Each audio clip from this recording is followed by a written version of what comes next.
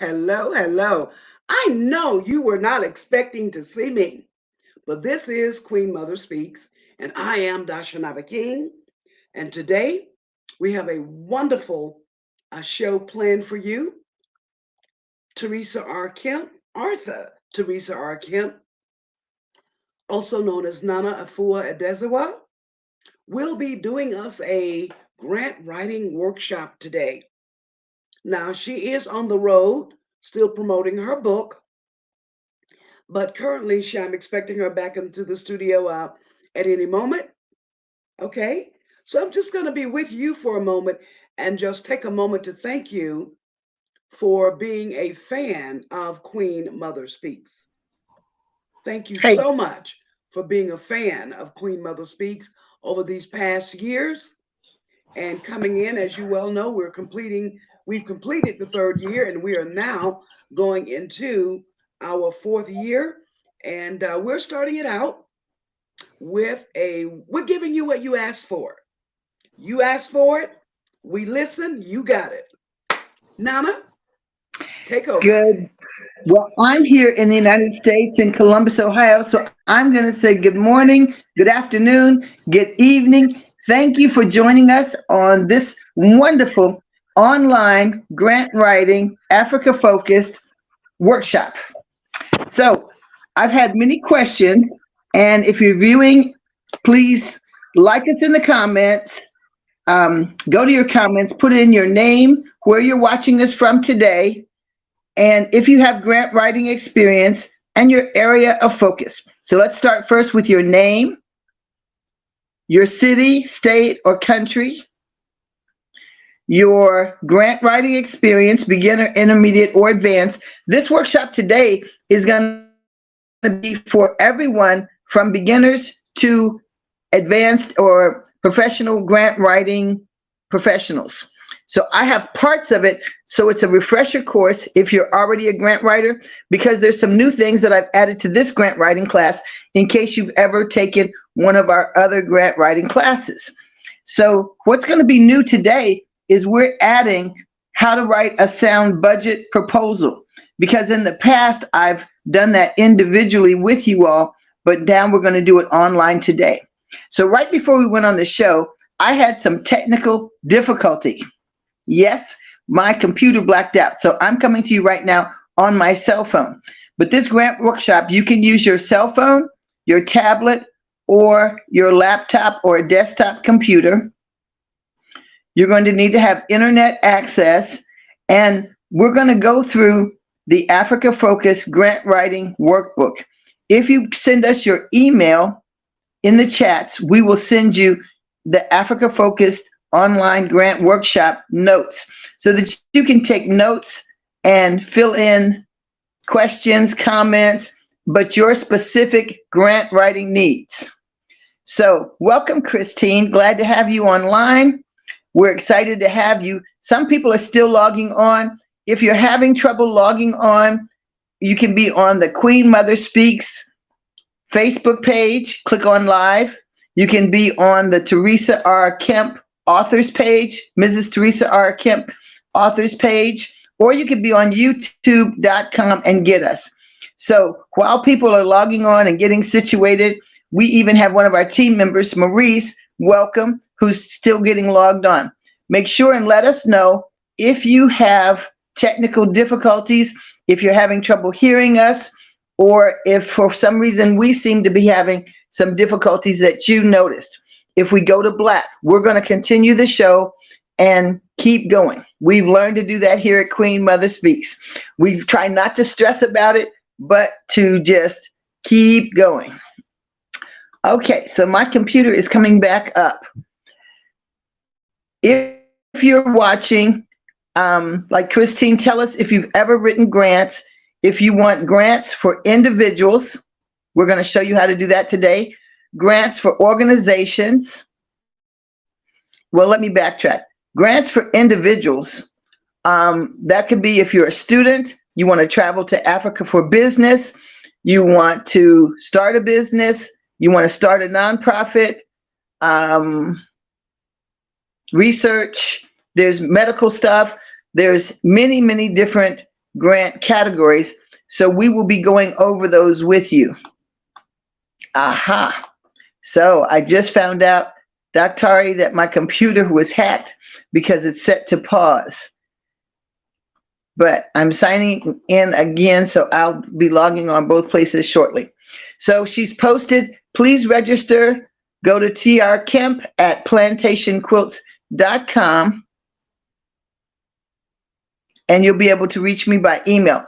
Also, if you have questions, comments after the show, you can post them in comments on our Facebook pages or on youtube.com, Queen Mother Speaks. If we're going too fast or if you need us to repeat something, please put it in the chat. The great thing about this is that you will be able to take a self-paced class. What does that mean? That means that the online videos, you're going to have 3 options to do following this class in the next month coming up, are at candid.org. Candid is a grant writing foundation center central location for the entire world, and they are a nonprofit foundation, but they list how many different organizations, foundations give grants and individuals, what they give the grants for. So if you'll go to Candid, CANDID.org, you want to have that page pulled up and saved, because I'm going to be giving you the links to go on and sign up for a grant writing proposal class, which is free, for creating a sound budget for your grant writing, which is also free. And if you're an advanced grant writer or a professional grant writer and you just want to do a refresher course, you'll be able to do that as well. Okay, so I'm coming into the studio on my computer. Yep, I'm at. Hang on. Whoops. Let's see.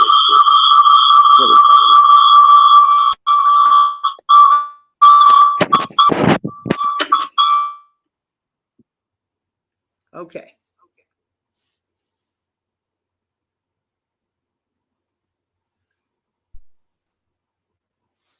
Perfect. Much better. Much better. Okay. Perfect. Now I'm online on my computer, so we are ready to go.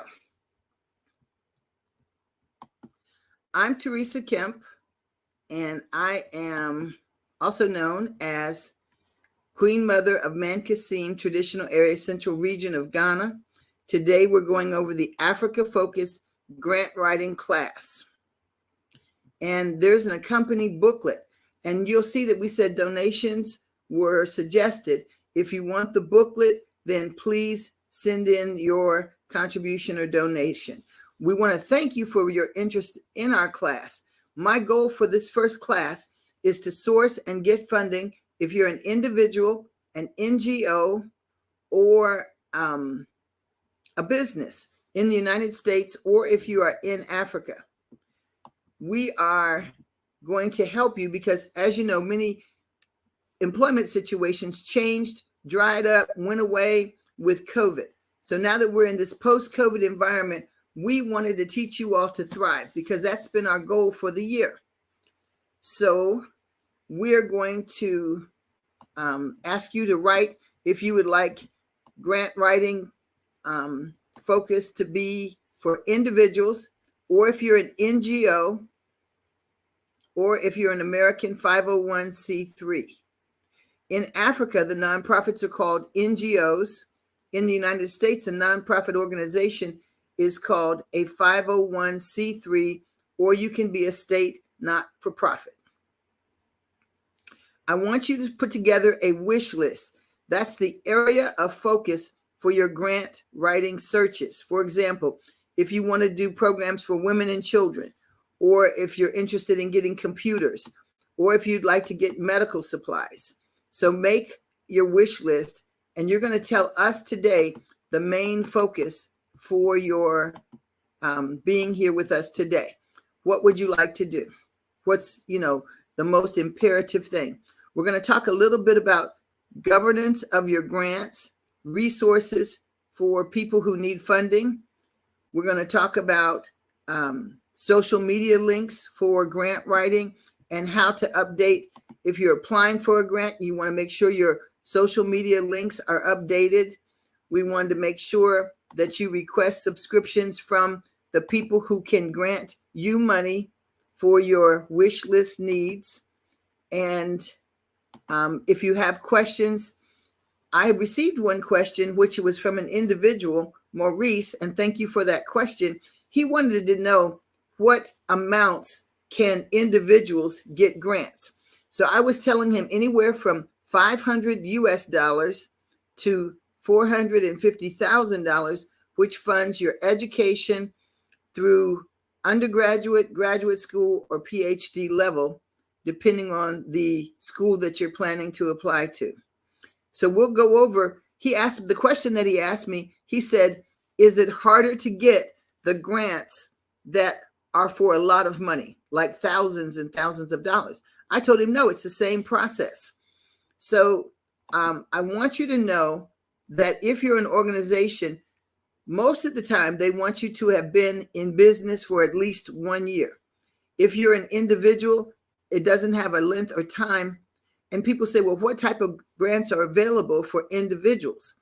Well, if you're an artist, there's grants for you to travel. There's grants for you to get equipment. There's grants for you to get more professional attire. And there's many different things you could get. You could get travel grants so that you'll be able to travel and share your talents and services with others. So if you've logged on to Candid, CANDID.org, I'm going to put up the first link that we want you to go to, which is going to be your introduction to grant writing proposals.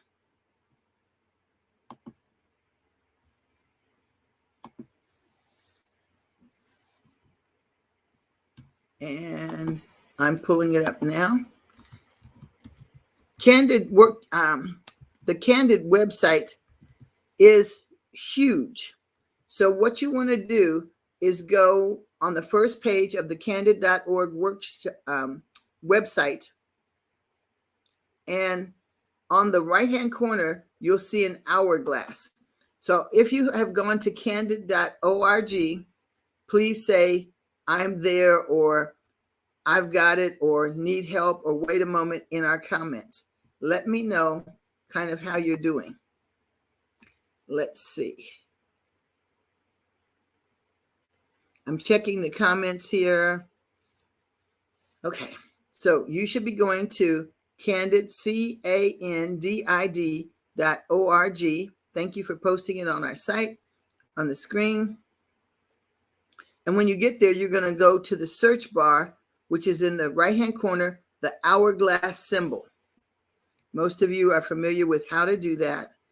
And in that search bar, we can start with search by keywords, and you'll say self-paced, PACED, self-paced training.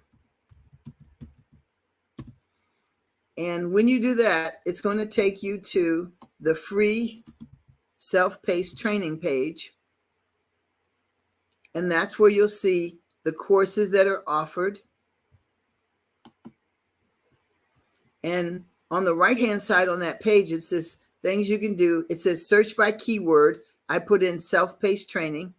And then it says, what do you want to do on the other side? So in case you don't know the words you need, one is start a nonprofit, find grants for my nonprofit, learn how to write grants and proposals, learn about transparency in philanthropy, find information on funding trends, find grants for individuals, find classes and training about nonprofits. So this first section, since I know I have several individuals who are on and need to find educational grants, we'll go there. So it says Need a grant, a scholarship, fellowship, awards, foundation grants, individuals online is an ideal resource for students, artists, researchers, and individuals like you. So this is a list of resources for individual grant seekers. There's one whole category called students, and they call it knowledge-based. And when you go there, you'll see the first one says, the Robert Wood Johnson Foundation invites applications for the Harold Amos Medical Faculty Development Program. So if you're a teacher and you need money, or you want to go to a 4-year postdoctoral research, they have awards to physicians, dentists, nurses from historically marginalized backgrounds. Scholars should be committed to working and eliminate health disparities by achieving a senior rank in academic medicine, dentistry, or nursing. So the program provides scholarships for development, because often people say, well, I already have a pretty good job. Are there scholarships and grants available for me? On my Facebook page, I posted that one of the California foundations gave over $400 million so that men of color could advance their educations and careers.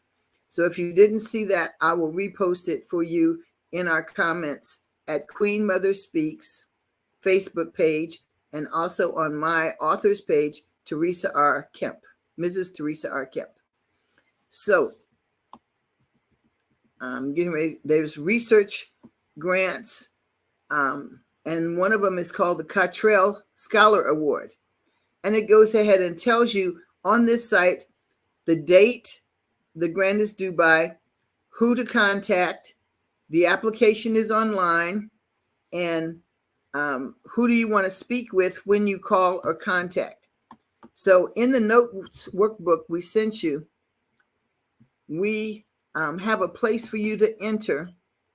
And if you've already received your grant writing workshop notes, then you'll see at the back, it asks you who is funding the grant.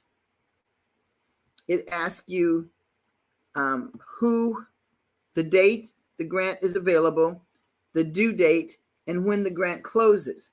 That means when will you know whether or not you've received the award. So the first thing that I tell people, think about grant writing as you do gardening. Do you want one carrot to come up? No. So you need to plant a lot of seeds. So that's why in the back of your grant writing booklet, we have given you a place for notes so that you can keep track of who you applied to for your grants. You want to apply for a lot of grants, as many as you can handle, or if you want monies to come in every day, you need to plan to write grants, and your award date or your closing date will be on your calendar. So I want you to get a calendar, and there's many calendars online that you can use, and you'll keep track of when those are going to come up. So here comes your link. I'm putting it here in, there we go, on the screen. And we're going to leave it on the screen for just a minute. Well, not for a minute. We're going to leave it on the screen so that if you're on your phone, you can type it in.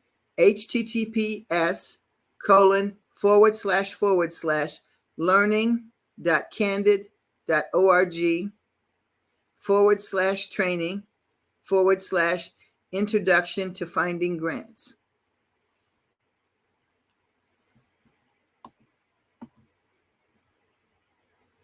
Okay, so while I give you a minute to go, I'm going to go out to the link,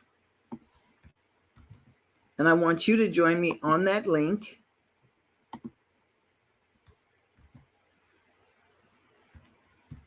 There we go.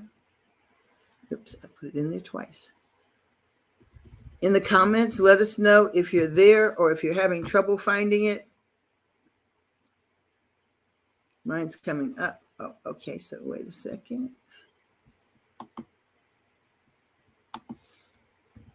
I got there by adding self-paced training.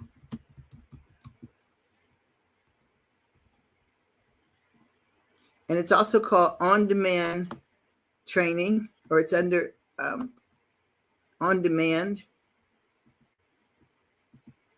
And then where it says topic, you want to put in fundraising. Oh, proposal writing is better. There's 4 on proposal writing, and there's many topics that you could choose.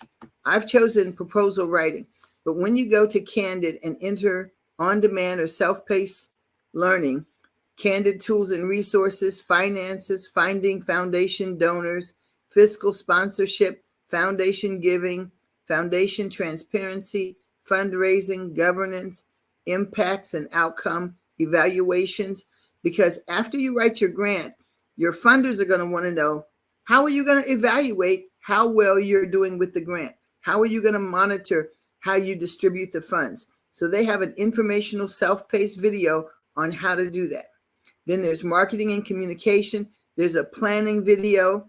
There's 4 videos on proposal writing, resources for funders, starting a nonprofit, strengthening your foundation, and trust and transparency. So we're going to go to the introduction to proposal writing. And Dr. I'm reposting the link in here because it's changed just a little bit for that one.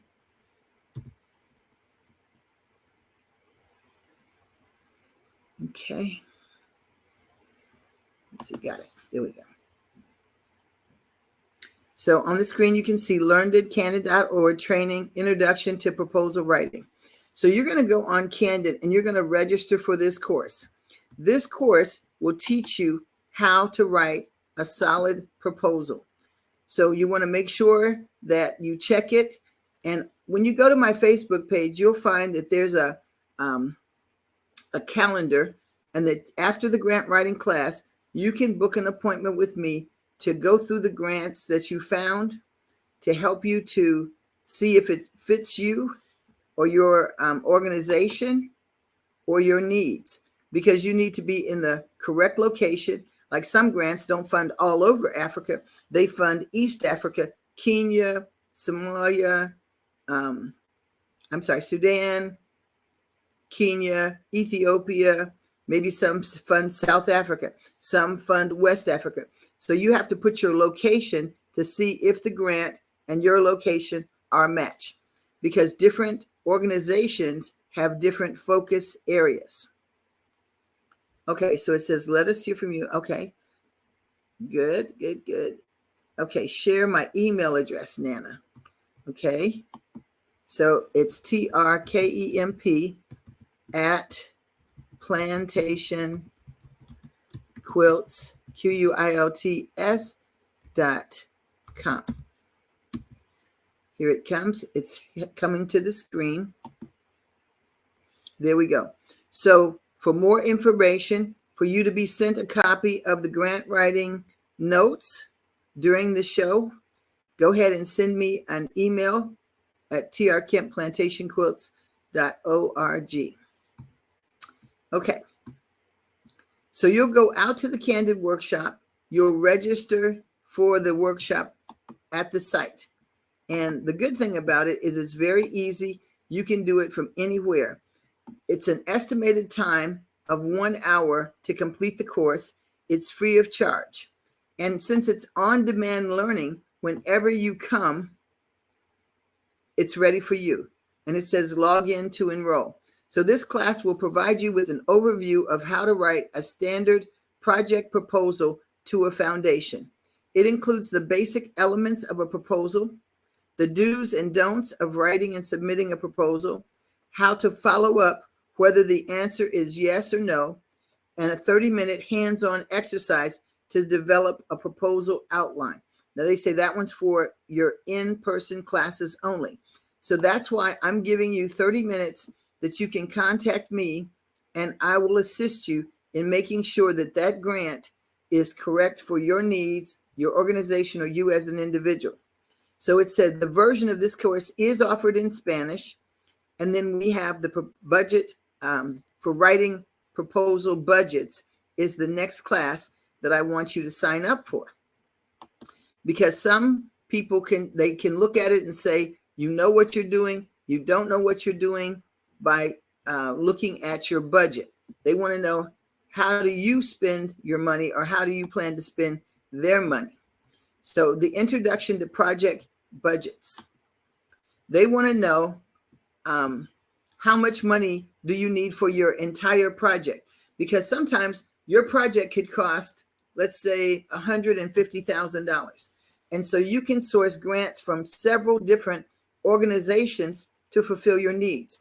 Or let's say you're a student and you have money for housing, but you don't have money for tuition, you don't have money for books, you don't have money for travel. So you can not just write one grant, but you could write grants to many different organizations.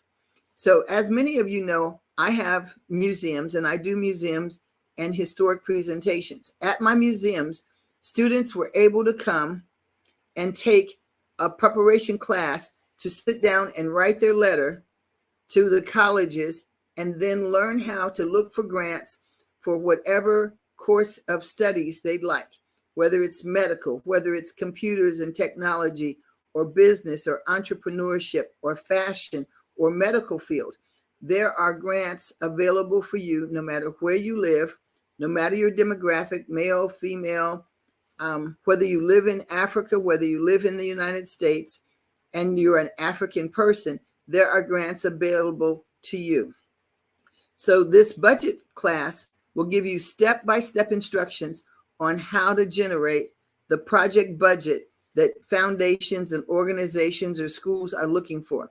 It discusses the basic components of project budgeting, how to do an income statement, how to do your expense statement, how to estimate the realistic cost of the project. That means you're going to go out and go to the university or college website and look at your housing and write down the cost. Write down the cost of tuition. Write down the cost of meals.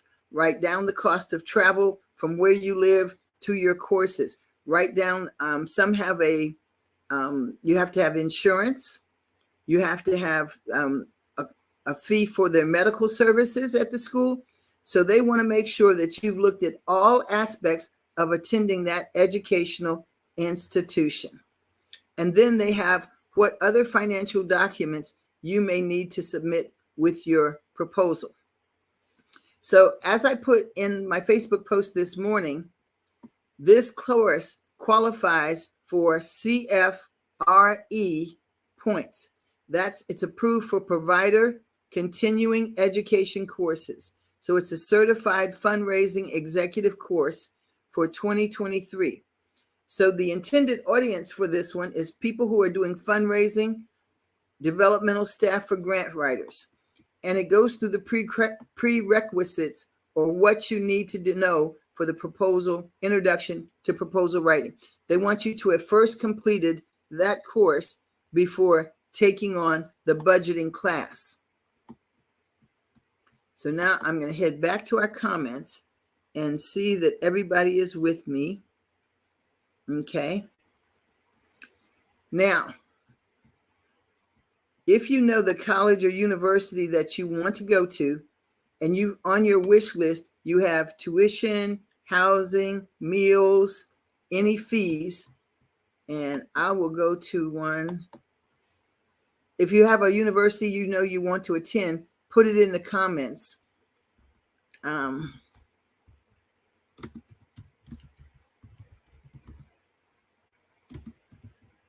So here I've gone to one of the colleges I attend. Nope, I left off the S. Ohio State University. So it goes through the basic cost for tuition, food, housing for incoming students for the 2023-2024 academic year. Any college or university that you're going to attend has a section on their opening page where the costs are that says Explore Scholarships. Find scholarship dollars, including local, national, and since I put in that I wanted to go to Ohio State, It's state specific awards. So that's if you want to go to a college in Ohio. But let's say you want to go someplace else. There's a place called Scholarship Universe for incoming freshmen. Then there's a tab that says for current and campus change students. So if you're going to change campuses, because many universities and colleges in America have a lot of different locations, and some people are online students.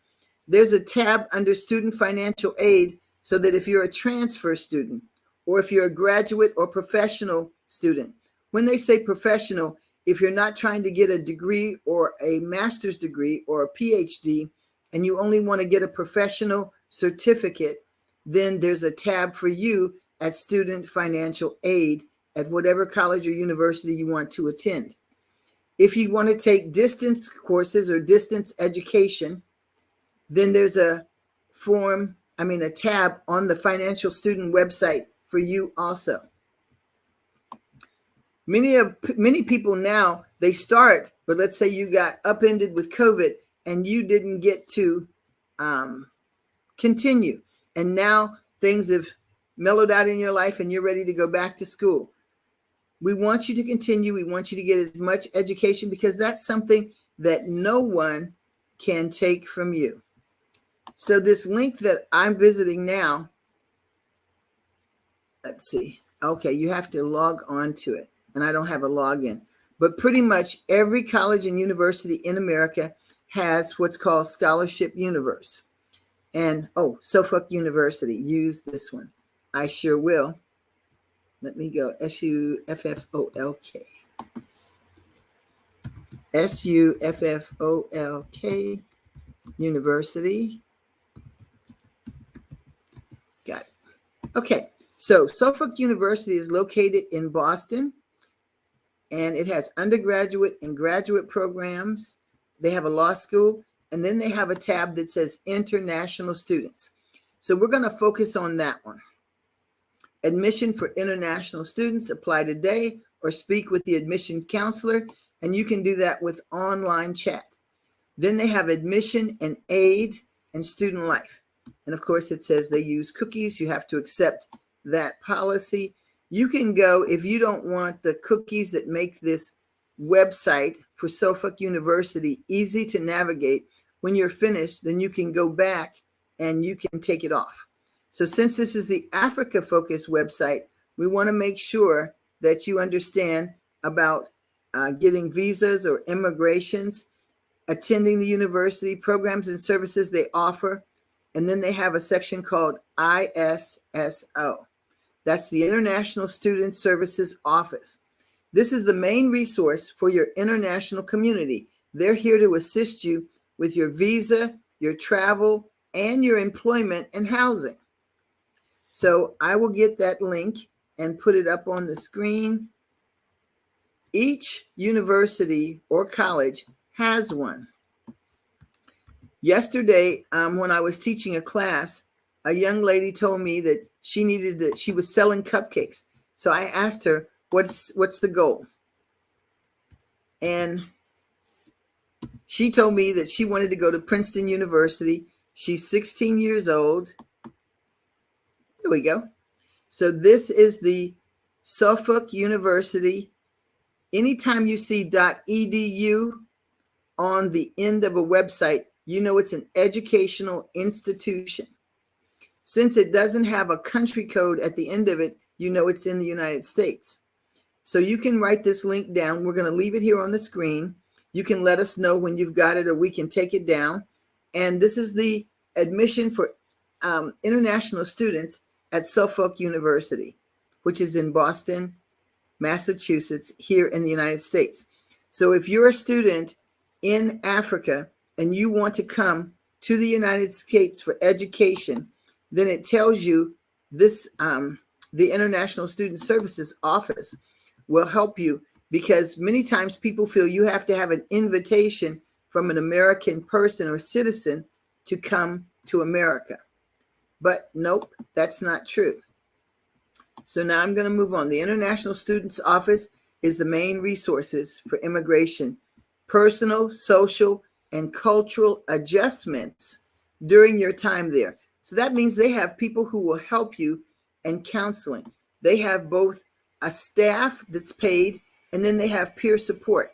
That means they try to find somebody from your country, your age range, that will help you navigate the community and educational courses and classes. They have advisors that serve as advocate to the university community and help connect the student with the resources or money around the town and the university, Suffolk University, that they need. Because chances are you're not the first student that has come to their university that's an international student. So I'm going to put the email up. Let's see if I can get it. Let's see. Open, copy. There we go. So I'm going to put the email address up for the Suffolk University International Students Office. So then any questions you have, and it says, they have a page that says make an appointment. The International Student Services Office, or the ISSO, is here to help. They can help you schedule. You can have a personal appointment with an international advisor. And that's somebody who's knowledgeable. They may have been an international student themselves, but you can make an appointment. You can call them, or they have an online appointment scheduler. So it said COVID-19 resulted in many changes for higher education students. And they have another organization called SEVP for international students that has evolved throughout the pandemic. So it says review frequently asked questions for information about current immigration guidance for the upcoming semester. And if you have more questions, they're there. So they have staff, and they have the names of staff here to help you.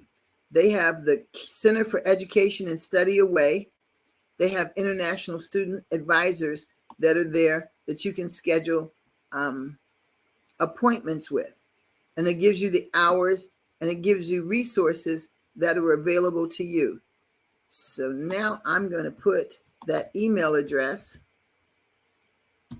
because one of our viewers today is planning to attend this university. He's been accepted, but one of the reasons he's doing the grant writing class is because he still needs housing, employment. You know, you got to find, where's the laundromat, how are you going to clean your clothes, what's the meal plan. So this office, the ISSO at Suffolk University, suffolk.edu, when you email them with questions, I'm looking for housing, I'm looking for funds, I need additional scholarships, I need, you got to do airfare, you got to do the cost of your visa. And they can help you through all of that process. If there's anybody else that's watching that needs information on a specific university or the admissions process or how to get the visas, then you can put it in the chat or send it to my email, and then we can help you with that. So here I went under faculty resources at Suffolk University. So it's suffolk.edu, and these are choosing a visa. So Suffolk University can use a variety of visa classifications to legally hire host professionals, professors, researchers, librarians, and other internationals for the purpose of collaborative research, employment, or lectures. Determining the correct visa for an international visitor is the first step in the process of hiring or hosting international faculty or researcher. So they have the scenarios that they hire you for listed below. So they can invite somebody to lecture and pay an honorarium, or they can reimburse your expenses. They can hire an international student who's in America or who's graduating from an American institution in Africa or here in America. They can hire an international person for a tenured track or a tenured position. So that means if you're interested, if you're from Africa and you would like to become a teacher on a tenured track, that means long term with benefits, or you're interested in working at that university, they can hire you and send you a visa for the purpose of a tenured track or hiring you for a tenured position. They can hire an international person for a non-tenured teaching position. So what we're going to do, I'm going to put this up on the screen so you can see it as well as me. So if somebody's listening or you're viewing our show today and you have other needs, and after I do this one, I'm going to go ahead and turn to an organization who's doing a fundraising project. Queen Mother Speaks, we're doing fundraising projects to help young girls who are in Africa stay in school because they don't have the money for monthly sanitary or administrating needs. So we have a bag that comes where we can issue them to young girls and women in communities and villages so they can get jobs, go to school, and that way be financially independent or financially contribute to their family, their community. And our goal is to uplift people no matter where you live.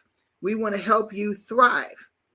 The more education you may have, the more money that you can make, or the more skills. So even if you're not seeking a 4-year degree or an associate's degree, if you want skills like plumbing, heating and air conditioning, computer tech, there's many jobs that you don't have to have a 4-year degree for, and you can get training on forklifts, cranes, building and construction courses, welding, and many other things. So let's see. Oh, Ahadi Pads makes and distributes the reusable pads. So according to the Ministry of Education and Care International, about 2.8 million girls and women cannot stay in school or engage in economic activities because they can't afford pads. And I went to do a missionary work in Mexico, and it wasn't so much that they couldn't afford them. There were no stores, and they had no jobs, so they had no money and no stores to go buy the materials that they needed to take care of their monthly needs as women. So we did a project last year where we were able to provide pads to several rural communities in Africa and Kenya, so that we did several villages. One had 200 girls, one had 300 girls, but we always need help and accept donations. So Dr. if you will get the M-Pesa information ready, you can send us money many different ways. One of them is PayPal, another is M-Pesa, but we try to make it easy for you to help participate.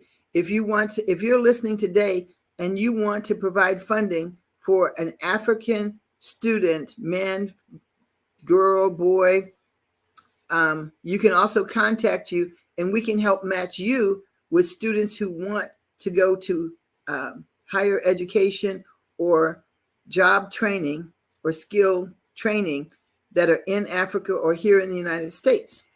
We'll do that for you too, because often we know people who have a need. So let's see. We went over the registration for self-paced learning. All you need is an email. It's free. Your name, where you are, and your email. And then they'll tell you that you're successfully registered for the Introduction to Proposal Writing class. And it just takes your name, first and last name, and your email. And then you get a thank you for your order. You go to your email, you'll open it, follow the instructions, and you have until the end of this month of August to complete your course. If you don't finish the course by then, you have time to re-register for free. And if you pass your course with a score of 66%, then you will receive a certificate of completion at the end of it. So the entire course is free. You can stop and start it, because some people say, well, my English is not that good. Well, sometimes American people's English is not that good. And that's why it's important. I like the self-paced learning. sometimes you can be in a course and the teacher's going too fast, or you don't understand everything the teacher is saying. So that's why the self-paced learning, you can stop and start the teacher by video. It's a video course, and you have time to stop the video, go look a word up, and come back. And it takes, so one of the courses is 1 hour, another course is 83 minutes. So let's see, where are we? So we have a sample document gallery also. With the sample documents, whenever someone is offering a grant, you can go see winning proposals. So somebody else before you wrote a proposal, and they leave a copy of the documents that have won funding from that organization. And I always tell people, when you apply for funding to an organization, I want you to follow them on Facebook or their social media, and they follow you back. Then you'll get the latest updates. They have a monthly subscription they send out emails and updates to tell you what funding is available, what projects they have coming up, and what is their focus. That way we can match you with whatever type of funding you're looking for, with someone who's willing to, that's their focus. Okay. Now my next source, we talked about Candid. Now this is the Norris Consulting Group, and I'm going to put them into StreamYard in our chat so that you get their address. This is my other favorite grant source. This one can be a little daunting, but anything worth having is worth investing in yourself.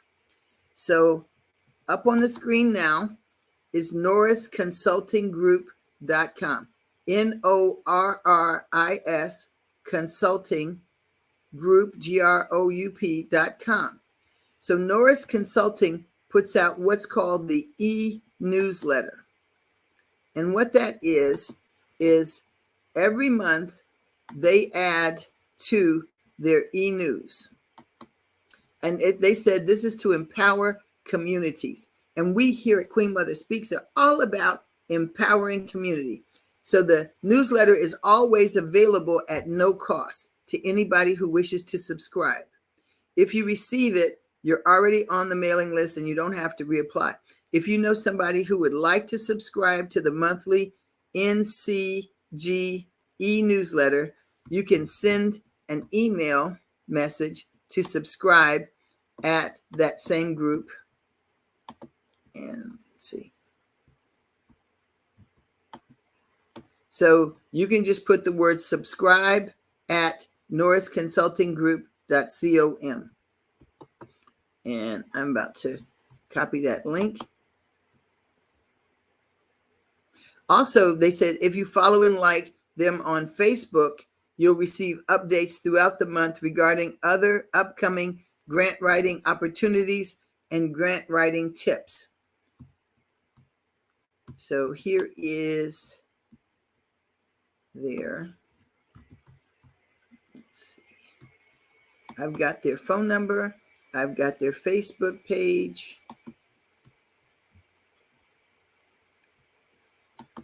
And I'm getting ready to post it for you. I need to keep track of all my links that I'm giving you in case somebody asks me a question about it. I'll be able to answer it. And that's why we provided you the notes. Let's see. Yes, this is our 3rd year. And they said they're happy we're able to provide this. And God bless us. Thank you. We need all the blessings that we can get. So this is the Facebook page of Norris Consulting Group. That's the NCG. That's the abbreviation for Norris Consulting Group. So you want to go out, if you have Facebook, and subscribe to their Facebook page. Norris Consulting, when you go to this newsletter, I love it because it tells you who they're going to fund, what state, what country, the date. You click on it, it takes you to the funder's name, address, phone number, and email and contact information. It tells you the date that you can start asking for their funding, how long they're going to consider, how long they consider funding proposals, and then the date they're going to make a decision, when they're going to contact you, when they're going to pay you the money. It tells you what they want you to use the money for. It tells you what they want you to submit, but the application is online, so you can just fill it out. Because I've experienced that mailing an application, they call it snail mail way, from Africa can take a month, sometimes 2 months. Sometimes they never receive it, but since they don't know you mailed it, they can't contact you to tell you that they never received it. So you're waiting and waiting and waiting, and they've never received it. Candid has different programs for organizations. So if you are on here and you're an organization, you can actually get copies and information on every foundation and anybody who's given money that's in the United States. Even though the money and funding is for Africa, you can find out how much money they gave, who did they give it to, what parts, sections, or countries, or the demographic, which is the description of the people or projects they gave the money for, year by year. And you can pull up their financial information at candid.org, which is why this website is so fast. The next area we're going to talk about is RF. Oh, before I go, I want to go to Candid, and I want to pull, Norris Consulting website, and I want to pull an example for you. I normally take it and dump the whole thing into like an Excel spreadsheet, because this one is not organized by date. It's organized by date, but it's not organized by, it's not organized. It is organized alphabetically, but it tells you if it has an ongoing deadline, but there's so many of them. There are thousands and thousands of grants here, but if you're sitting somewhere with no funding, no money, and you have a plan or a dream, then to me, it's worth wading through all of these different people who said, I have money, I want to give it to you, here's my information, contact me. So here's one that is for Adidas America Inc. Adidas Corporate Giving is providing selectively and focuses on the following areas. And this is what I was saying, your wish list, or this is an area of engagement. So sports within a social contact for children and youth, for education, for preventative health projects, preferably sports related, for relief efforts. Adidas Group supports projects which show sustainable benefits to the community where they live and operate. Consideration is given to organizations which complement their corporate philosophy and core values. So they'll want you to send a mission statement so they can see what is your organization about. And they need to hold a recognized reputation for integrity in program implementation, financial management, and project effectiveness. So they're saying this grant is for people who have a track record of helping children or youth, working in preventative health projects for athletes, education for athletes. So that could be scholarships for students who are attending college. If you want to go to school on a sports scholarship for basketball, baseball, I don't know, gymnastics, softball. We have so many different sports in our colleges now. One of the things I did when I was a teenager in college is I marched so that women can have Title IX and get scholarships to go to college and participate in their sport. So this grant goes on and says their corporate giving at Adidas Group can take the form of a cash donation, can take the form of products, equipment, services, and know-how. And they have corporate volunteering where people who work at Adidas will come and volunteer and help you implement your project. Let's say you don't know how to teach hurdles. They can get a hurdler to come and provide you what they're calling know-how. If you need equipment to have a program, baseballs, bats, soccer balls, basketballs, basketball goals, whatever they make, products, equipment, services, know-how, and corporate volunteering, you can't go wrong. The next one is AI for Accessibility Grant. So that's important because we are working with an organization in Kenya called People with Disabilities. So the AI for Accessibility Grant says that it awards grants in the areas that are vital for building a sustainable future, including employment. The unemployment rate for people with disabilities is more than double of that with people without a disability. So they see opportunities in using AI, which is artificial intelligence, to help people develop more advanced skills in the workplace. They evolve the culture around inclusive hiring, daily life. So they said there are great opportunities in building modem solutions for people with disabilities by making software and devices smarter and more contextually relevant. Communication, connection. So they're saying communication is fundamental to providing equal access to information and opportunities. Because if you don't have a phone that'll text and you're deaf, you're cut off from the world. If you don't have, it says lack of options that excludes people from employment and society and technology. If you don't have books in Braille available, or if your computer is not equipped with a Braille keyboard, you may not know how to type. And this grant can create new possibilities regardless of how a person listens, speaks, or writes.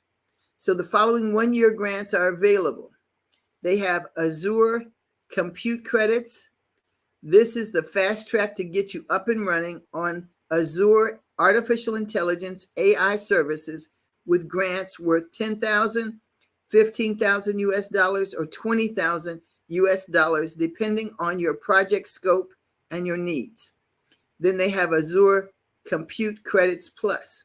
So in addition to compute credits, these grants cover the cost of collecting, labeling data, developing models, and other engineering-related work.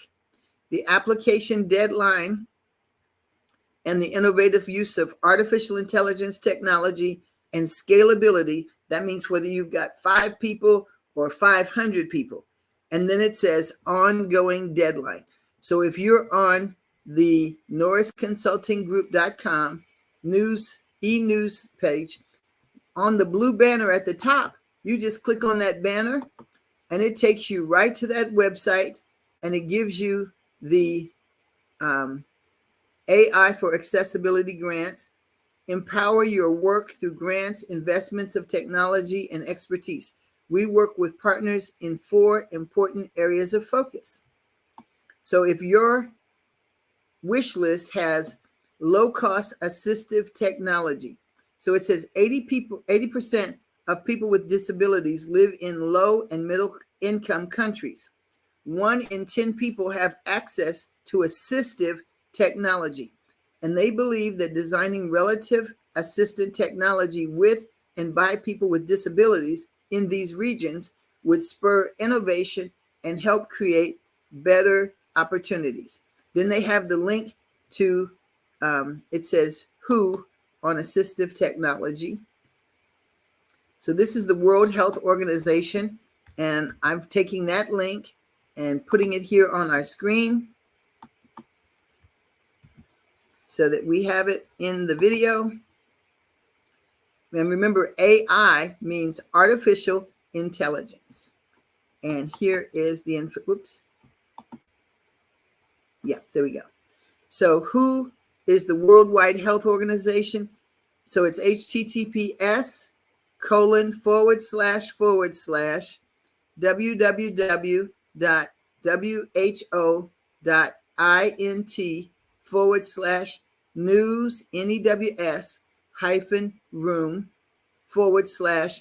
fact sheets. That's FACT hyphen sheets, SHEETS /detail, DETAIL /assistive technology. Assistive is spelled ASSISTIVE hyphen technology, TECHNOLOGY. You can always copy the link out of the chat, even after the program is over. If you go back to watch one of the Queen Mother Speaks show, then you'll see the links and the comments, and you can get all of these links out of the comments. If somebody you know didn't get to log on to the show and they hear about it, or you find out about the show late, you can go to youtube.com. It'll be on our Facebook pages, and that way you will be able to access the links that are in the program, and that way you'll be able to go to wherever it is, sign up, register, access. So CIP is a program that we've been working on that we wanted to do for people with disabilities. And this particular program is in Nairobi, Kenya, because Dr. who is the host of Queen Mother Speaks, this is her passion. Of course, she has a lot of passions, so don't feel excluded if we haven't named you as a passion. But it's a new platform for promoting an accurate image and enhancing the voices of people with disabilities. So our purpose is to further empower persons with disabilities to better their lives and promote their inclusion in society on an equal basis with others. Talk show host by differently enabled people for enabled people, or BIP, FIP. So basically it's for people by people, or by people for people with disabilities. The Changing Inclusive Perspective, or CIP, is a virtual live stream communications vehicle aimed at raising awareness and countering STI. So somebody said they can see me and hear me, but they're not able to turn the mic on, and they're still trying. So keep trying, but know that you will be able to get the video from youtube.com, Queen Mother Speaks. And we want to remind you to like, follow, subscribe, leave a comment. Let us know who you are, where you're from, if you enjoyed it. And also let us know who would you like to see on the Queen Mother Speaks show. Normally the show is an hour, but we're going to go over just a little bit. So anytime, some people are still trying to get in. So don't feel bad if you can hear me or see it on facebook.com, on author Teresa R. Kemp page, or on Queen Mother Speaks page. If you can get it on Facebook or YouTube, just join us. You can rewind these videos. You can play them as many times as you need to so that you understand each of the words that I'm using. People are differently able. If I didn't have these glasses, I would not be able to see to do the reading of our script or of my booklet and brochures. So it's important for me that it's so important to me and Queen Mother, Dr. Dashanaba Kemp, that she took over 10,000 pairs of eyeglasses to Ghana many, many years ago. Well, not many, let's say 20 years ago. And she inspired me. I'm like, if she can do it, I can do it. So I was able to bring the eyeglasses and go on a medical mission trip to Nigeria with the Anambra State Medical Mission Association with Dr. Anaquinze. They did free surgeries in 8 towns in 8 days. The fewest surgeries they did were 400. The most was 1,700. And they had brought the medical equipment to set up a camp that was a medical clinic or hospital. If they could not pay for your medical surgeries or perform your surgeries there, then they paid for you to go to the closest hospital with a family member or relative.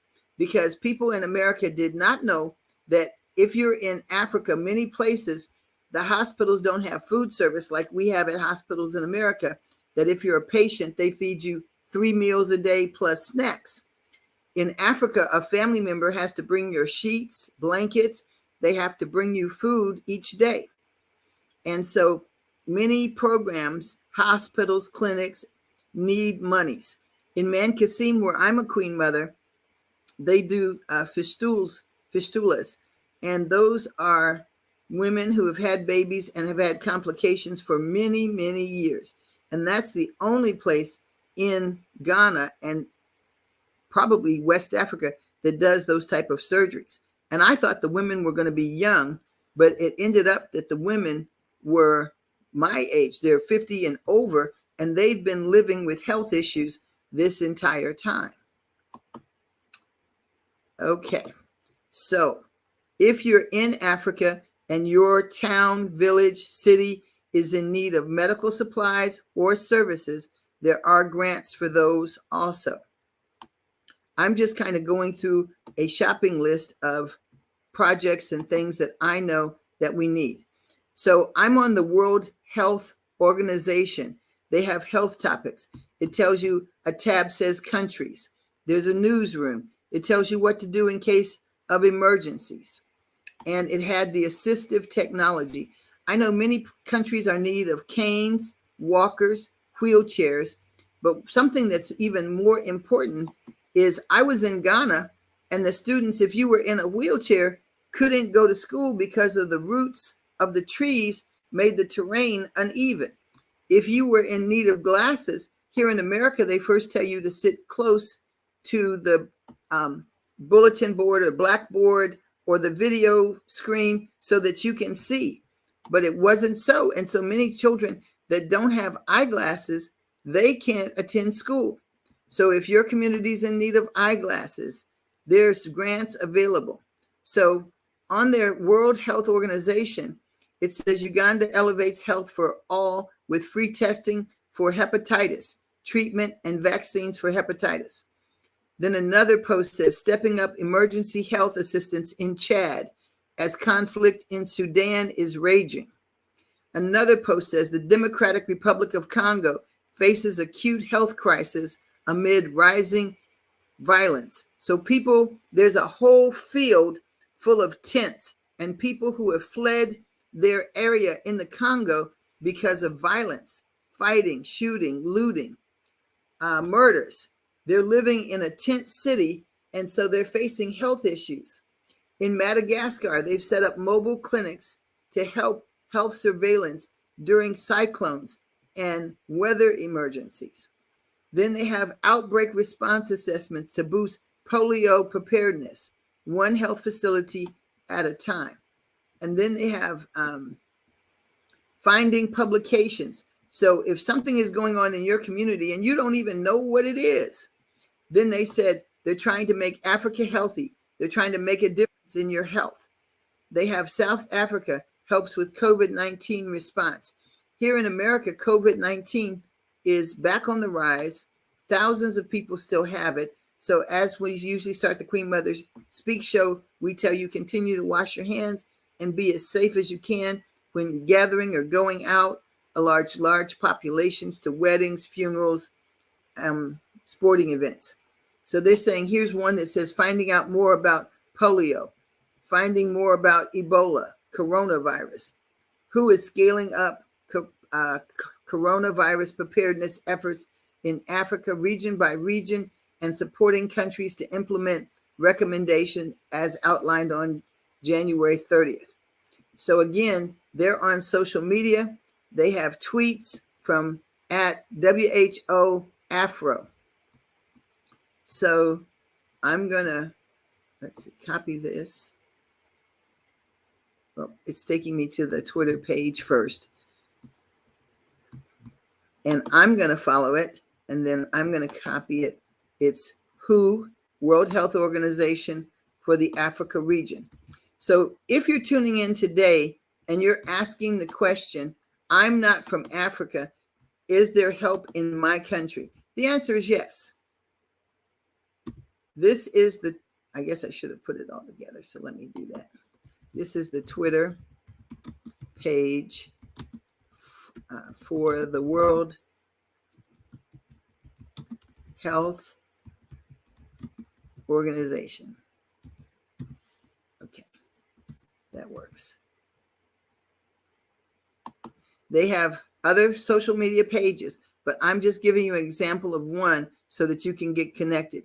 If you don't have Twitter, I can put in on Facebook, World Health Organization, and their Facebook page under World Health Organization comes through. They also have a page for lesbian, gay, bisexual, transgender, and intersex, queer, because it says everyone has the right to live free from violence and health discrimination and discrimination.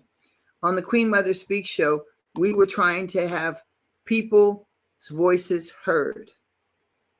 So we wanted to let you know that the World Health Organization has a post that says they have zero tolerance policy for fraud, all forms of harassment, including sexual harassment, sexual exploitation, and abuse. One of our goals is to fight sexual or work human trafficking. And Queen Mother Doctori, that's a passion of hers. I've also worked over 35 years in Atlanta, Georgia, to get legislation, T4 visas for people who've been taken from their country without the proper papers or visa and are working in the sex trades here. Record expungement. That means if you were arrested under the category of prostitution, we can get the record, the criminal record wiped clear so that you can get jobs, education, and continue to thrive. And they were saying here, who has different things available for Ghana, and they have different 600,000 Oxford AstraZeneca doses arrived in Accra this morning. The delivery is the first wave of arrivals to continue in the coming days.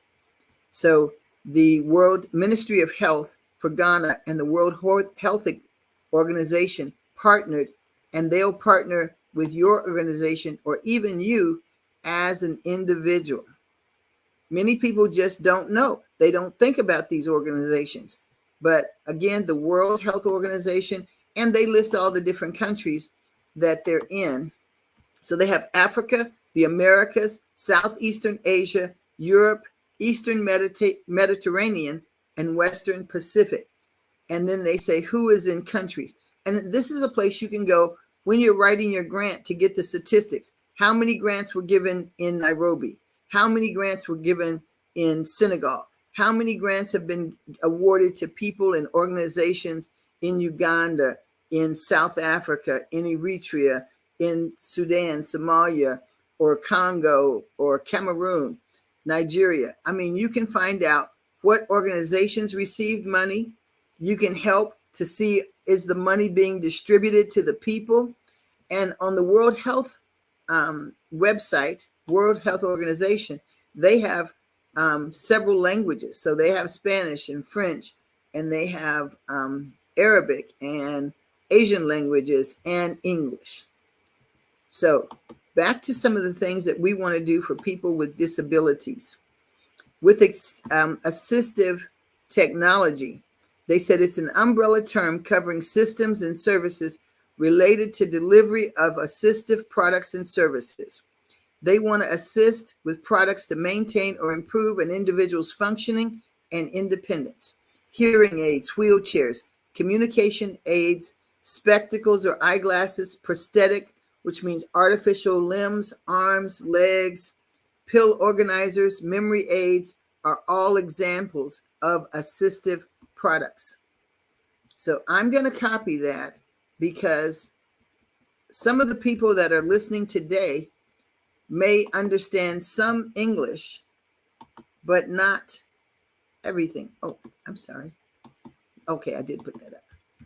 Okay. I came to America from Germany, and I thought I spoke good English. But there were many things people were saying to me because of their accent or their dialect. That's the area of the country or the group that they're from. My family came from East Africa, migrated to West, captured during slavery, and brought through South America into the southern United States. So they've become what's called Gullah and they speak Ebonics or Pidgin, Cajun. There's a lot of different terms for speaking broken English. So sometimes they're hard to understand. So, Dr. I'm trying to put what assistive services are on the screen, and I don't see, oh, I know why. I put it in the private chat. Oh, thank you. Thank you. So, assistive technologies for people with disabilities. When we think of artificial intelligence, I wouldn't have thought of hearing aids, wheelchairs, communication aids. That means you could have something here in your throat to help people understand you talk. Spectacles, which are eyeglasses. Prosthetics means artificial hand, arms, legs, knees. Pill organizers. So if you take medication and you're in danger of forgetting, did I take my medicines today? Or did I take the morning pills or the afternoon pills? Did I take medication yesterday? Then they have a pill organizer, which has the days of the week. It has M for Monday, Tuesday, Wednesday, Thursday, Friday, Saturday, all the days of the week, so that you can take your pills as prescribed by a doctor. And it's a tool to help you, or a memory aid that helps you remember things. There are things you can put on your telephone or computer to help people with disabilities or who are enabled differently live a thriving, prosperous life. My phone thinks that I cannot hear, so it enables me to text people and they will turn it into a voice communication. I don't know how to take it off. So it stays on, and people I talk to regularly know it just may switch on. Sometimes my answering machine will be in Spanish. Leave the English. I am not fluent in Spanish. Poquito Español. But the good thing about all the different websites that we're taking you to today, it's in English. You can take your time. There's a Google translator that I use whenever I want to speak in a foreign language, and I haven't had time to fully learn that language. So you can download that app from the App Store. And there are also different apps for people with disability that's at what they call the Play Store. That's an app that's on your phone, and you can type in what you're looking for. So I clicked on the Play Store, and it says Google is optimizing apps and install with your help. So I can put up assistive touch. There's an assistive volume button. There's assistant touch. So it'll do a screenshot so you can come back to it later. Let's see, can I get it there? Oh, almost. There we go. I typed in the word assistive, and it has assistive touch, assistive volume. So if I don't hear well, so it says, oh, congrats. Thank you. Thank you. We need all the blessings we can get. Hi to Lady Mo in Atlanta. So you can see on the Play Store, and I'll go back so you can see how I got to it. Okay, so this is my cell phone, and this right here in right there says Play Store. Whoops. And I touched the button. So it's red, blue, red, and gold. Triangle turned to the side, and it's the Play Store. So there's many things available. Here in America, our Library of Congress has books in Braille. They have many different artificial AI services and resources. So you can read books, you can learn languages, you can do whatever you want to do in this day and time. So as we have the CIP programs on, we're going to make sure that you have information on all the resources for whatever your situation is.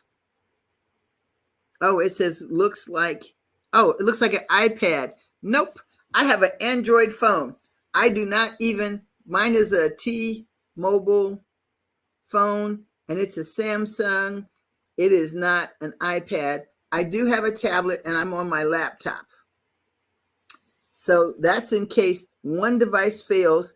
I live in a rural area in South Carolina, and now I'm visiting my children in Florida, South Carolina, Louisiana. I have 8 children, and so I want to go visit everybody, all the grandkids. I have 20, and I have 9 great grands. So I need to have different types of technology. Sometimes the laptop won't work. Like if we're doing Queen Mother Speaks and my computer logged off because somebody was trying to hack it, I had to come in first on my phone. So whatever it takes, we're going to have connectivity to get this program out. So someone said it's very encouraging. I want to encourage you. Here at Queen Mother Speaks, we want to encourage you that no matter what your situation is, somebody is out here listening to help provide the needs for you to thrive in 2023. So we haven't talked about the purpose of Queen Mother Speaks, and we normally do that at the beginning of every show.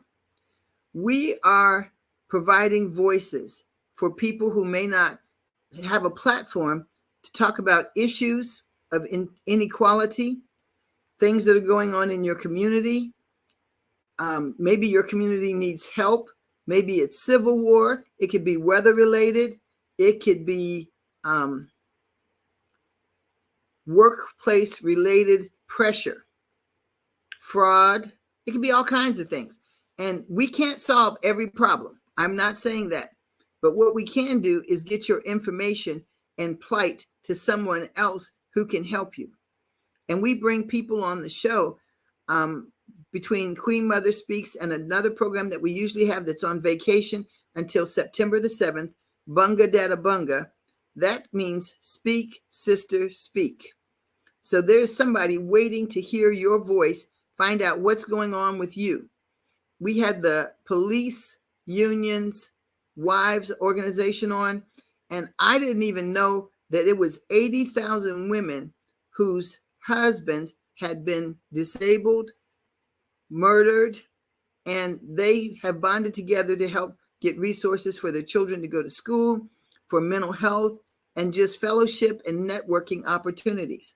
And that's something that hooking up means something different nowadays, but contacting organizations and associations with your passion, your likes, your area of focus. Aha.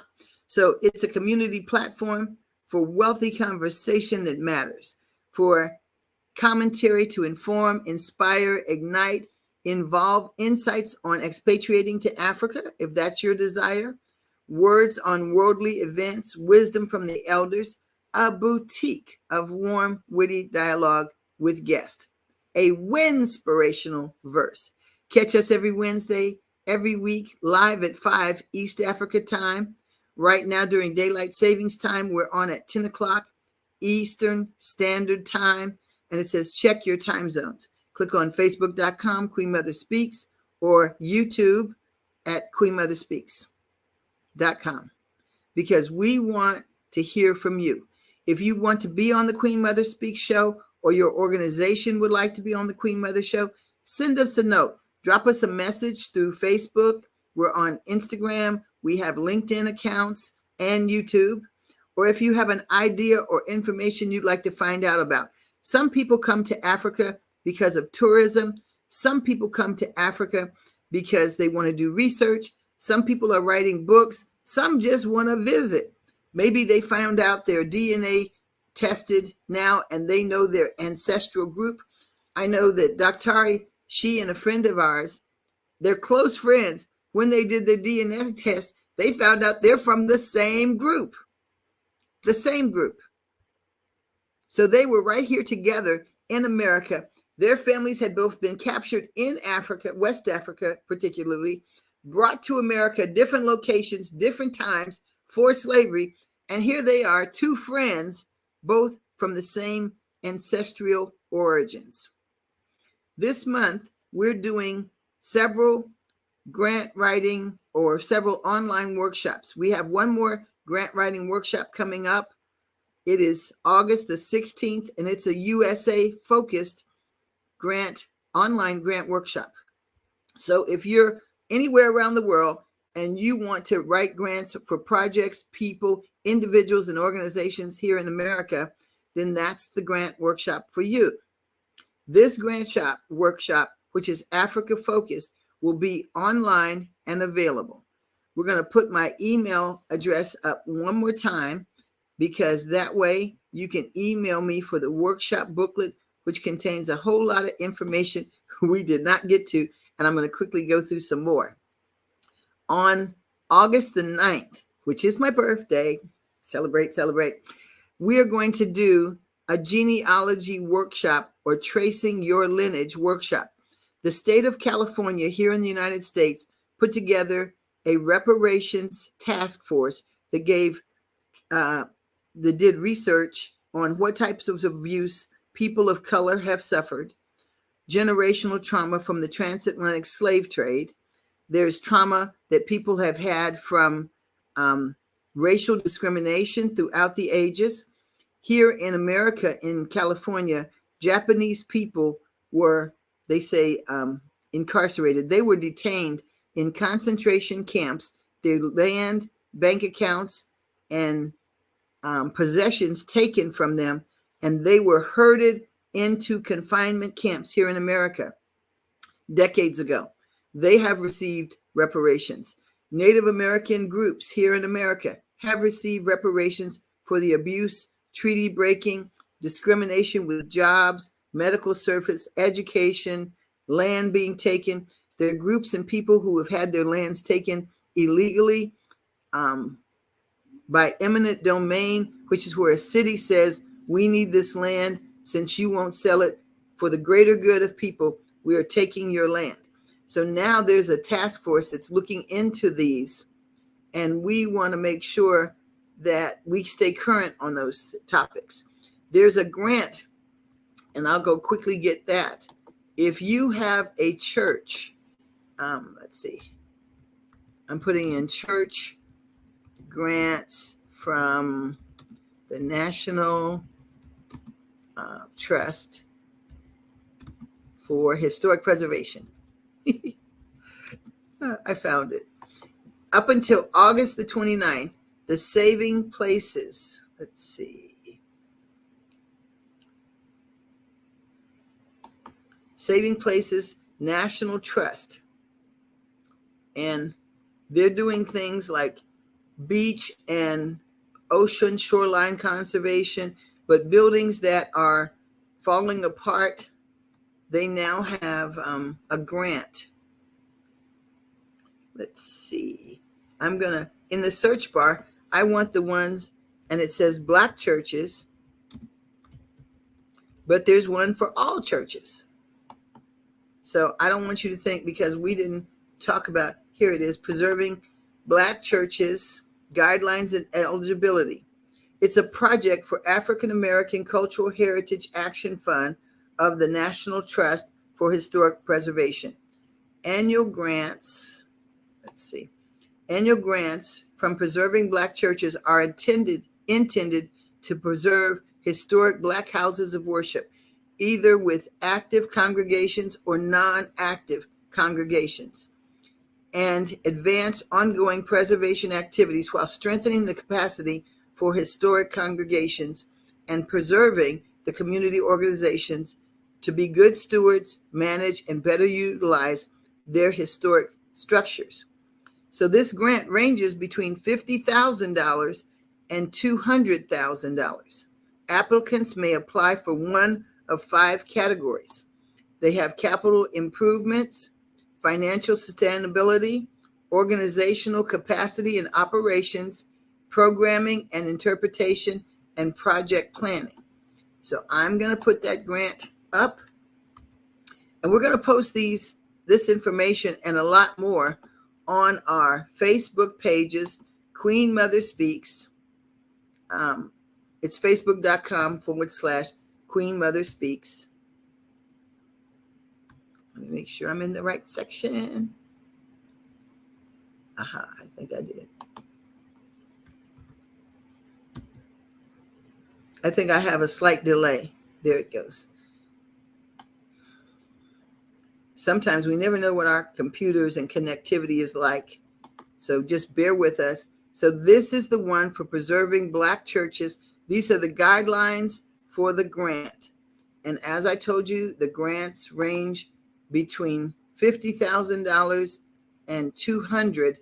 $100,000 US. Now, it doesn't say that they only preserve churches here in the United States, but it says, have a question, make sure you watch the webinar about the application. Read through the guidelines. Check out the Preserving Black Churches Frequently Asked Questions. On any grant funder's website, they have frequently asked questions. So before you reach out and contact them by email, and it says at the end of this page, they want you to read in case somebody's already asked that question. And let me go ahead and go back to Request for Proposals, RFP.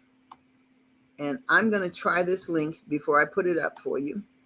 But whatever your area of interest is, and I'm going to run through some areas in case you haven't thought that there are grants for something that's on your wish list.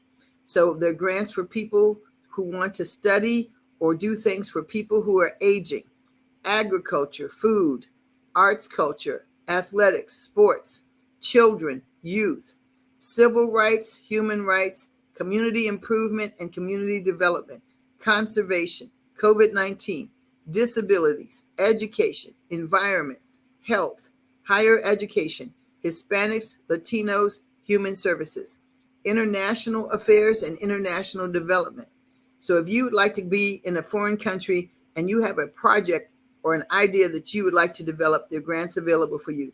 Journalism, media, LGBTQ community, medical research, mental health, minorities, Native Americans, nonprofit management, nonprofit philanthropy, or if you'd like to volunteer with a nonprofit in your area of interest, public affairs, racial equity, religion, science, technology, social entrepreneurship, social justice, social science, substance abuse, water, sanitation, hygiene, women and girls.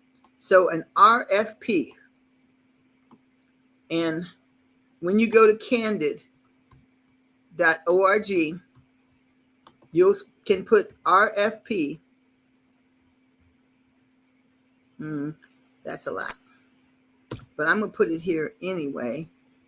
But RFP Digest, this is a philanthropy news digest that comes out, and you can see here in the caption, RFPs, a request for proposal.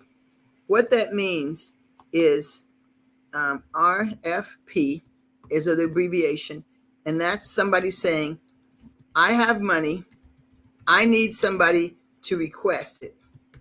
If you've got a good idea and it's in this area,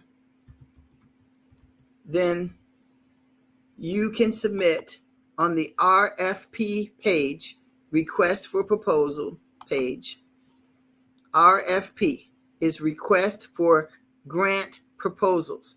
They want you to send them an application to apply for the money in all those different areas.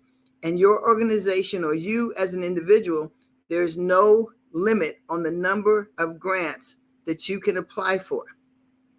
Some organizations fund you over a period of years. So once they get to know you, it's important that you follow through on that relationship and find out what else can that help you with. So nonprofits thrive when they have strong, diverse sources of funding. Some of the sources could be corporate giving, corporate social responsibility, corporate sponsorship. They help you to find corporate donors, foundation giving, and finding foundation donors, and then how to write the proposals. It's important. Each government gives money. Then there's individuals that live in communities, and it may not be your community, but individual people, say a Oprah Winfrey, Tyler Perry, a millionaire or billionaire, they give to projects that they're passionate about. There's crowdfunding. Then there's a conversation about donor cultivation and retention, finding people who will donate money to you and how to retain them continuing to help your project over a number of years. That's the sustainability. They don't want to help you one time and then drop you, and then there's no services in your community or in your town, your city, or country. They want to sustain you until you can stand on your own 2 feet. And then major gifts.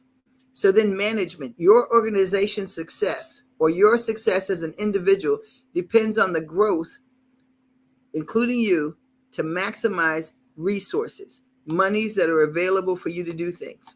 So the type of human resources are advocacy, diversity, equity, and inclusion, making sure that people of your demographic, race, height, education, nation of origin are included. Finances, the Form 990, those are the forms that tell you how much money organizations gave for things that you're concerned about.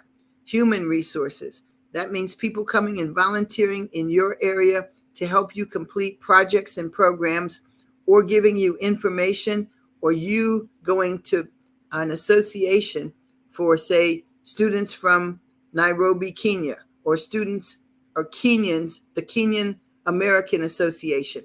They help you staff, they help you get volunteers, they help with impact, outcomes, and how to evaluate how good you're doing, because they want to know how good you're doing, but you want to know how good you're doing at applying grants and helping.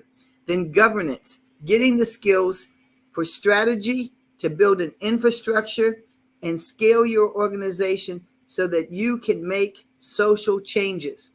They help you get members who have the same passion on your board of directors, how to do collaborations between different organizations, how to plan, and then they help you to be trustworthy and transparent. Some organizations that I had tried to help didn't use the monies for what I intended it to go to. I cut off conversations with them, but I told them that if they didn't apply the funds correctly, I would cut off conversations with them. And they tried it. And though they beg, though they pray, I still am a friend. I still forgive them, but I won't give them any more money. Then there's areas on how to start a nonprofit.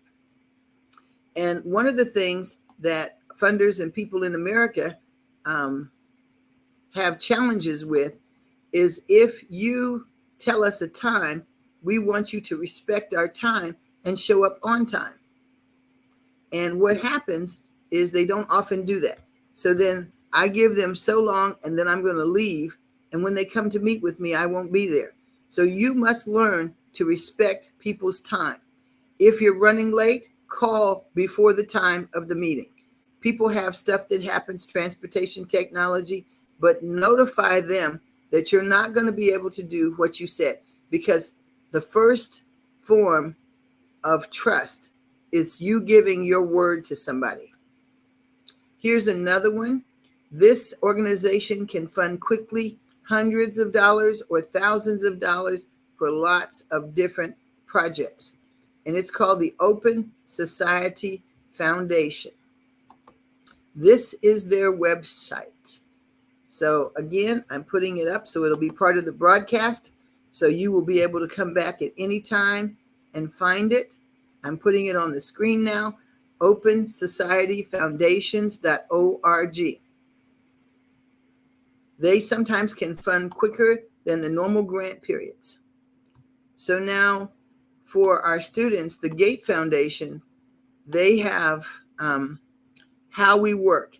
When you see how we work on a foundation or organization's website, it said we take strong stands on controversial and at times unpopular causes. We're willing to work in hostile and difficult environments. We shape our strategic priorities by listening to both global, local experts, drawing on extensive networks of advisory boards that support our foundation and programs. So that means they will go to an area that has civil war or that may be hostile when other organizations won't go in.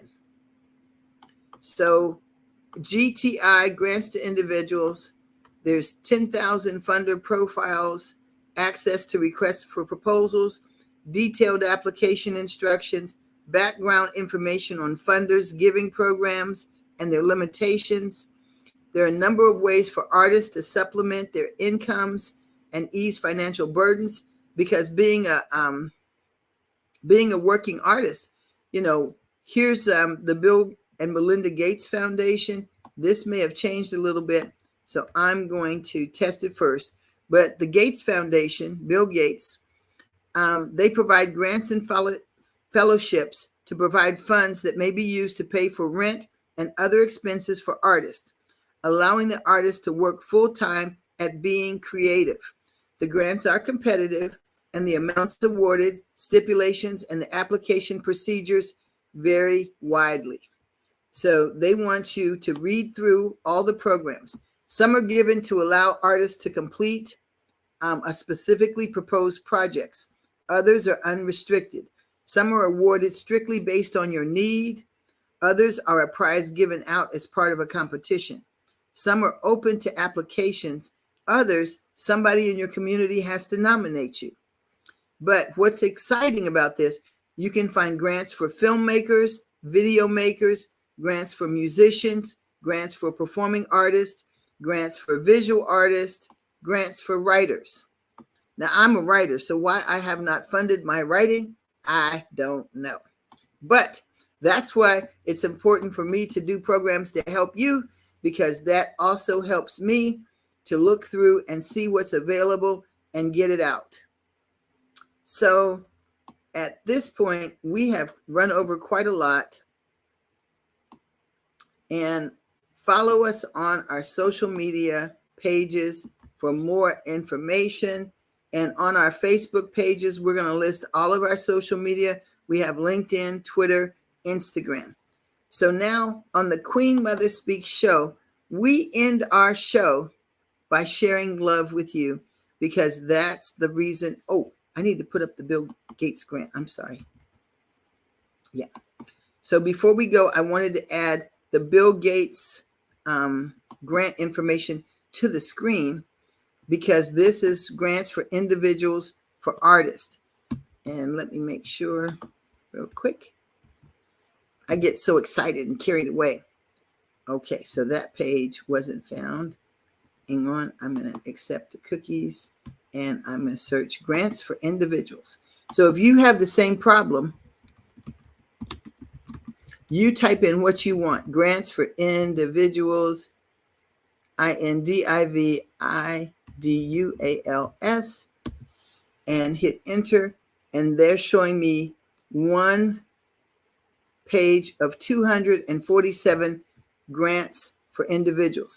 And one thing that's important, there's a section that says what we do not fund. And this one, it says grants for individuals in committed grants. There's 6. I can search by country, by grant topic, by date, by state, by city.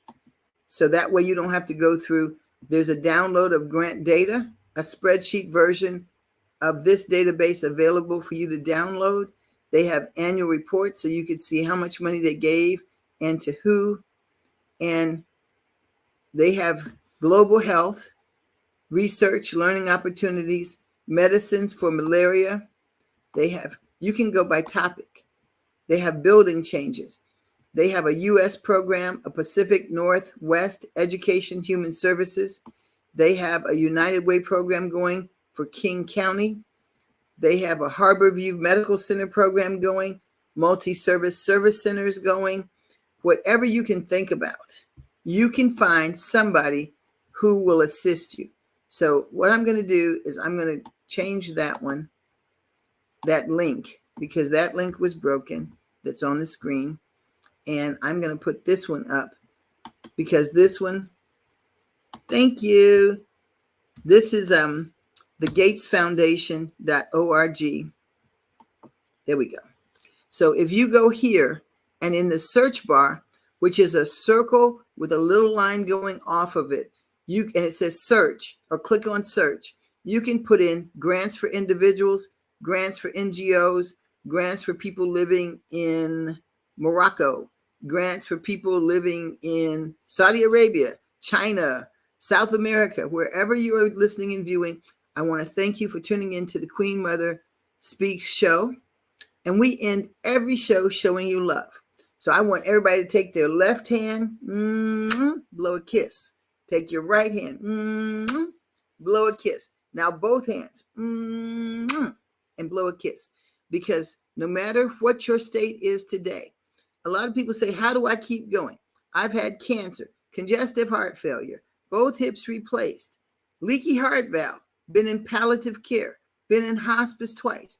God is good and obviously not finished with me, because I'm sitting here with you today in my right mind, on my feet, and able to share information with you so that in 2023, you, your family, your community, your country, wherever you are, can thrive because we love you. So if you have any questions, I'm going to put my email address up one more time. It's TRKEMP at Plantation Quilts, QUILTS.com. My website's plantationquilts.com. And one of the other workshops that we're going to have this month, and it's going to be the 4th week of the month. If you have done something that you think should be remembered, if you know somebody that shouldn't be forgotten, if you've been in the military and you served with somebody that you think is a hero, but there's no books or videos or anything documenting that person's accomplishments. If you live in a community, a city, a town, a village, a country, and something about it has not been documented, then it's up to you. We always say, if you see something, say something.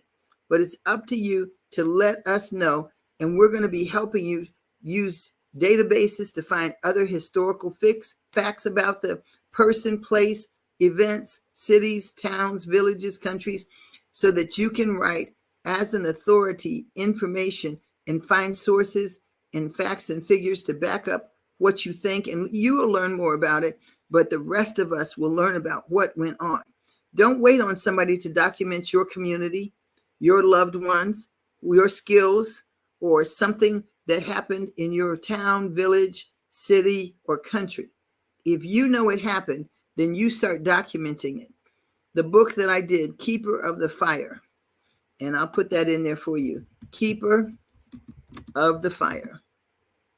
It documents my African ancestry back to 948 BC. And it has 500 book bibliography, 33 countries of archives, libraries, and museums.